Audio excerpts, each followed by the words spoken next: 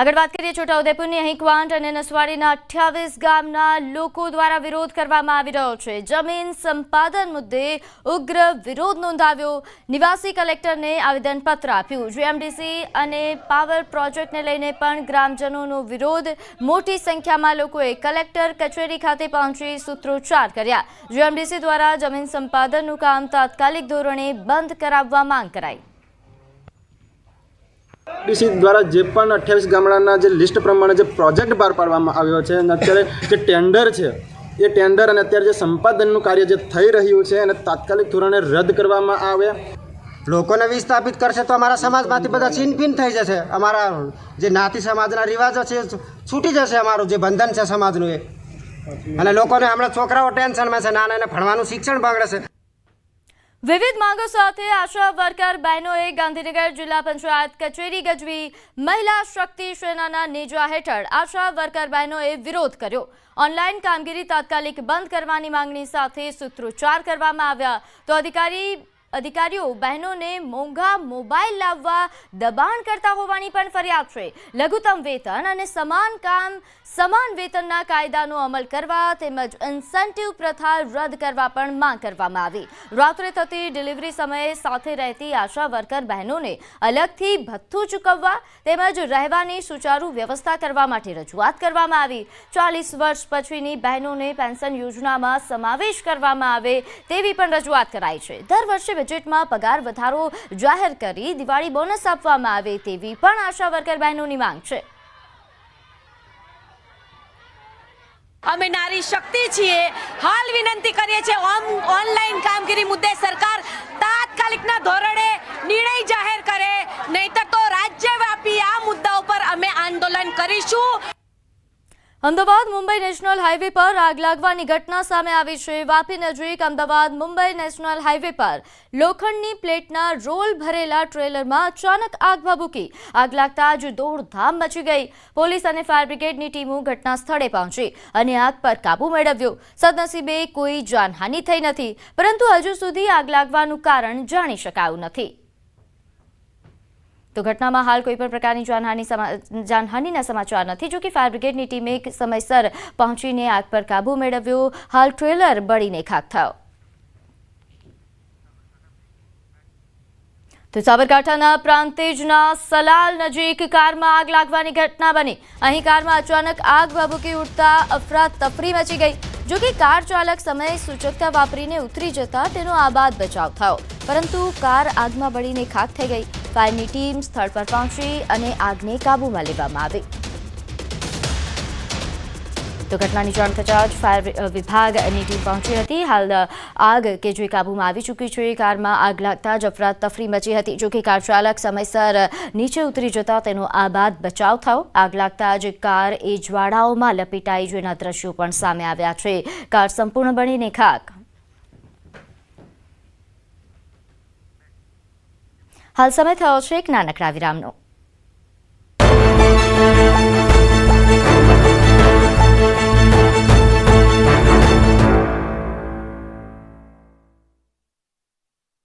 ભાજપના fire brand નેતા અને ભરૂચના સાંસદ મનસુખ વસાવાએ તેની શૈલી મુજબ ફરી એકવાર જાહેર મંચ પરથી જ અધિકારીઓને ઉધડો લીધો।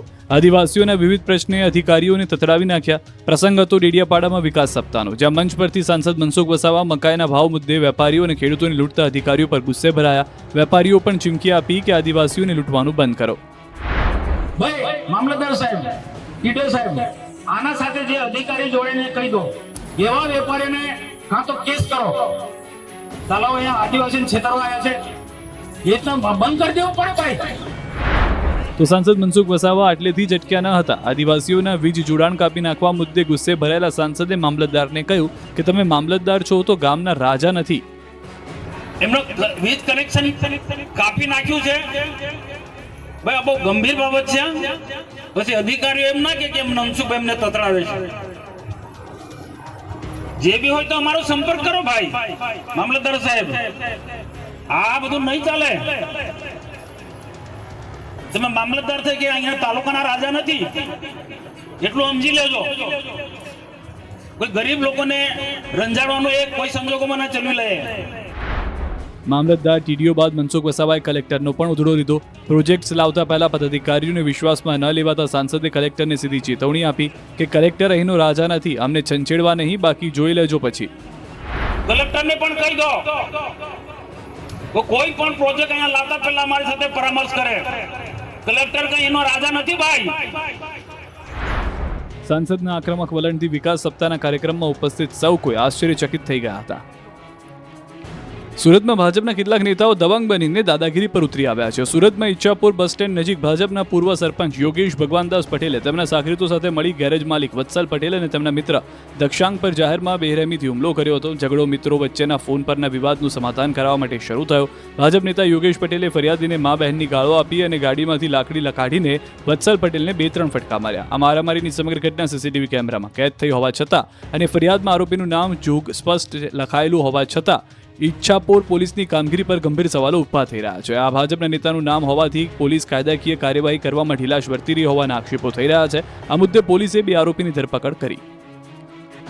શાળાની તિજોરીમાં ધોરણ 3 થી 5ના વિદ્યાર્થીઓના પરીક્ષાના પેપર હતા અને એ તિજોરીની ચાવી ચોરીને ભાગી ગયા ચોર, જેથી અટકાવી પડી પરીક્ષા. ચોરીનો અજીબોગરીબ કિસ્સો બન્યો બહુચરાજીના રણેલા ગામે. ગત મધરાતે ગામમાં આવેલી સરકારી શાળામાં તસ્કરો ચોરી કરવા ઘૂસ્યા. આ દરમિયાન તેઓ સીસીટીવી કેમેરાનું રિસીવર, ટીવી, લેપટોપ સહિતનો સામાન ચોરી કરી ગયા. જ્યારે અન્ય તિજોરીઓના ન ખુલતા તેની ચાવીઓ લઈ ફરાર થઈ ગયા. વાતની જાણ તો ત્યારે થઈ કે સવારે શાળાએ રાબેતા મુજબ બાળકો પરીક્ષા આપવા માટે પહોંચી ગયા. શિક્ષકો પણ આવી ગયા અને પરીક્ષા શરૂ કરવા માટે શિક્ષક તિજોરીમાંથી પેપર કાઢવા ચાવી શોધતા હતા, પરંતુ મળી જ નહીં. કેમ કે જે તિજોરીમાં ધોરણ 3 થી 5ના બાળકોનું અંગ્રેજીનું પેપર રાખવામાં આવ્યું હતું એની જ ચાવી લઈને ફરાર થઈ જતા તિજોરી કેવી રીતે ખોલવી એને લઈને મૂંઝવણમાં મુકાયા. જેને પગલે શાળામાં પરીક્ષા અટવાઈ પડી. ધોરણ 3 થી 5ના વિદ્યાર્થીઓનું અંગ્રેજીનું પેપર આપ્યા વિના બેસી રહ્યા. હવે પરીક્ષા કેવી રીતે લેવી તે સવાલ છે. ટ્રાફિકથી ધમધમતા વિસ્તારમાંથી એક ચોર માત્ર 40 સેકન્ડમાં જ બાઇકની ચોરી કરી રફુચક્કર થઈ ગયો. થોડા દિવસે સતત ચહલ પહલવાળા વિસ્તારમાં એક બાઇક ચોર આવે છે અને એક શોરૂમની બહાર પાર્ક કરેલી બાઇક ઉઠાવીને જતો રહે છે. દ્રશ્યોમાં જોઈ શકાય છે કે એક શોરૂમની બહાર એક ચોર આવે છે, એક પાર્ક કરેલા બાઇક પાસે ઊભો રહે છે. કોઈને શંકા ન જાય અને પોતાની જ બાઇક હોય તે રીતે બાઇક પર બેસે છે. પછી નકલી ચાવી ભરાવીને કોઈને જાણ પણ ન થાય તે રીતે બાઇક ચાલુ કરી ભાગી જાય છે. જ્યારે બાઇક માલિકે પોતાના બાઇક ન જોતા સીસીટીવી તપાસ્યા બાદ ચોરીની જાણ થઈ. ચોરીની આ ઘટના બની વડોદરાના બાપોદ પોલીસ વિસ્તારમાં. પોલીસ સ્ટેશનની નજીકથી ચોરી થતા પોલીસની કામગીરી પર સવાલ ઉઠ્યા. પતિએ પત્નીને પૈસા ન આપતા પત્નીએ પતિને જીવતો સળગાવી નાખ્યો. હચમચાવી નાખનાર સનસનીખેજ ઘટના બની ભુજના સામત્રામાં. નાણાંના મુદ્દે પત્ની અને પતિ વચ્ચે ઝઘડો થયો. આ ઝઘડાએ ઉગ્ર સ્વરૂપ ધારણ કરતા આરોપી પત્ની કૈલાસે પતિ ધનજીભાઈ પટેલને ઘરના ગેરેજમાં લઈ જઈ તેના પર આગ ચાંપી દીધી.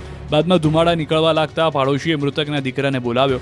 આગ લાગવાથી પતિ ગંભીર રીતે દાઝી ગયા. દાઝેલા પતિને તાત્કાલિક સારવાર માટે હોસ્પિટલ ખસેડવામાં આવ્યા, પરંતુ સારવાર દરમિયાન તેનું મોત નીપજ્યું. પોલીસ તપાસમાં સામે આવ્યું છે કે આરોપી પત્નીએ તેના પતિની પ્રથમ પત્નીના 18 તોલા સોનાના દાગીના પણ પોતાની પાસે રાખી લીધા, જેને લઈને પણ વિવાદ ચાલતો હતો, જેથી સળગાવી દીધી. પતિ એમ્બ્યુલન્સમાં હોસ્પિટલ સારવાર માટે જતા જતા મારી પત્નીએ મને સળગાવ્યો છે તેવું બૂમો પાડી હતી. પુત્રની ફરિયાદના આધારે પોલીસ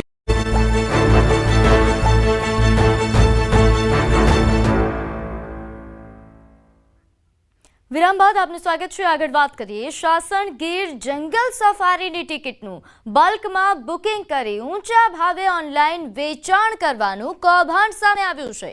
ગાંધીનગર સાયબર ક્રાઇમે અનધિકૃત બુકિંગ કરનારા 3 શખ્સની ધરપકડ કરી છે. આરોપીને ગીર લાયન સફારીની ટિકિટ વેચવા નકલી વેબસાઇટ આરોપીઓએ બનાવી હતી, જેના પર 3 ગણાથી 8 ગણા ભાવે ટિકિટનું વેચાણ કરતા હતા. પોલીસ તપાસમાં 12,800 જેટલા બુકિંગ અનઅધિકૃત રીતે થયા હોવાનું સામે આવ્યું. ઈ પરમિટના આધારે બોગસ અને બલ્ક બુકિંગ કરતા અને ટિકિટોની કૃત્રિમ અછત ઊભી કરતા હતા. પોલીસે એબી ટૂર્સ એન્ડ ટ્રાવેલ્સ તેમજ નાઝ ટ્રાવેલ્સના માલિક સહિત 3ની ધરપકડ કરી છે, તો સરકારી ટુરિઝમ વેબસાઇટ પરથી જ બુકિંગ કરવા માટે અપીલ કરી. કૃત્રિમ અછત ઊભી થાય તે માટે ભેળસેળતા નામવાળી નવી વેબસાઇટ ઊભી કરવામાં આવી છે. તેના પરથી લોકોને લુભાવીને ટિકિટ બુક કરવામાં આવી રહી છે. હવે એમાં એવું કરે છે આ લોકો કે જેટલો બી ભાવ છે આ જગ્યાએ એના કરતાં વધારે ભાવમાં ટિકિટ વેચે છે, એડવાન્સમાં ટિકિટ વેચે છે અને લાસ્ટ ટાઈમ પર કૃત્રિમ અછત ઊભી કરીને પણ વધારે પડતી ટિકિટના ભાવ પર ટિકિટ વેચે છે. એબી ટૂર્સ એન્ડ ટ્રાવેલ્સ, એક છે નાઝ ટૂર્સ એન્ડ ટ્રાવેલ્સ અને જેના દિલ્હી સાથે પણ લિંક્ડ છે, તો એ લોકોને પણ અમે પકડવામાં આવેલા છે. તો તેના મુખ્ય 3 આરોપીઓ છે આપણી સાથે. એક છે અલ્પેશ કુમાર મનસુખલાલ ભલાણી અમદાવાદથી, તેમજ સાસણગીરમાંથી પણ સુલતાનભાઈ ઉસ્માનભાઈ બલોચ તેમજ એજાજ નૂર મોહમ્મદભાઈ શેખ.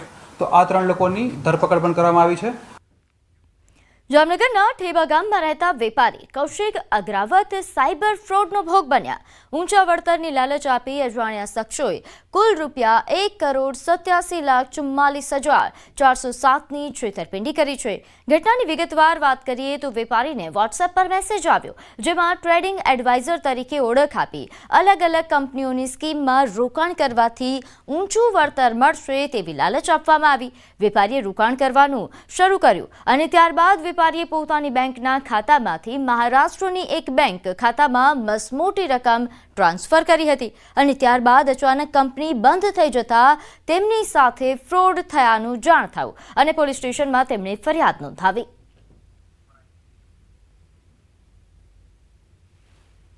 આ જે ફરિયાદી છે એમની પાસેથી 1,87,44,000 આશરેની રકમ અલગ અલગ બાબતોમાં ઇન્વેસ્ટ કરાવડાવવામાં આવેલી હતી, જે ખરેખર એક એની સાથે ફાઇનાન્શિયલ ફ્રોડ આ બાબતનું થયેલું હતું.